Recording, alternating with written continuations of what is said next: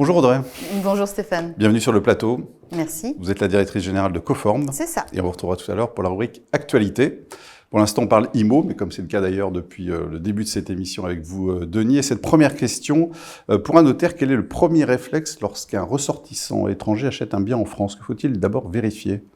Alors, le premier réflexe pour le notaire, c'est de vérifier si le document qui a été transmis, donc par exemple l'acte de naissance ou le contrat de mariage, a bien fait l'objet d'une légalisation ou d'une apostille par l'État qui l'a émis. Si on veut vérifier quelle est la procédure à suivre, donc apostille ou légalisation, il faut aller voir sur le site diplomatie.gouv.fr. Ça doit être traduit, le document? Tout à fait, il doit être traduit dès lors qu'il est annexé à un acte. Et quelles sont les règles en matière de traduction lorsqu'un ressortissant étranger achète un bien immobilier en France alors? Le ressortissant étranger, dès lors qu'il ne parle pas français, il va avoir des difficultés sur son consentement libre et éclairé. Donc il faut faire appel à un traducteur qui va permettre de s'assurer du consentement libre et éclairé de l'acquéreur. Traducteur assermenté? Traducteur assermenté, oui et non. Il faut qu'il soit assermenté pour tout ce qui est traduction de documents écrits.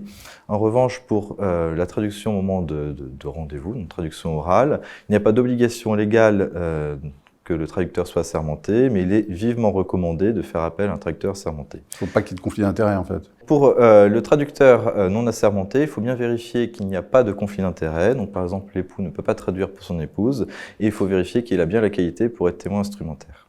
C'est les mêmes règles pour l'acte authentique? Exactement, ce sont les mêmes règles.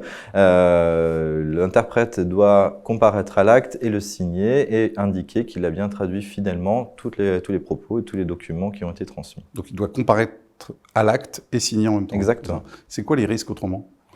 Les risques, eh bien, ça va être la validité du contrat, parce que si l'acquéreur n'a pas eu un consentement libre et éclairé à l'acte, eh bien, on va considérer qu'il y a eu un vice du consentement, et donc qui dit vice du consentement dit annulation de l'acte, sauf au moment des articles 1130 et 1131 du Code civil, voire engagement de la responsabilité. Ça peut être justement la responsabilité du notaire qui peut être engagée dans ce cadre-là. Mais il faut noter que si on a fait appel à un traducteur assermenté, eh bien, le notaire peut être exonéré de sa responsabilité. Et qu'en est-il pour la purge du délai de rétractation dans ce cas-là?